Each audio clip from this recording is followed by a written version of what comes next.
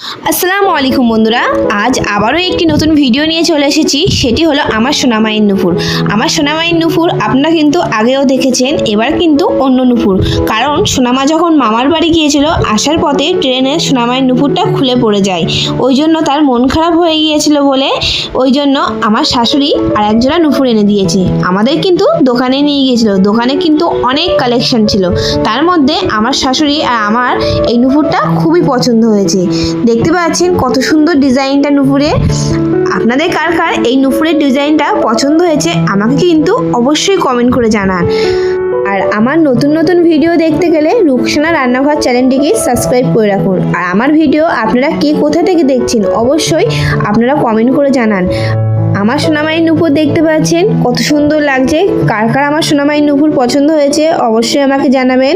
আমার ভিডিওটি কেমন হয়েছে কমেন্ট করে জানান। আল্লাহ হাফিজ।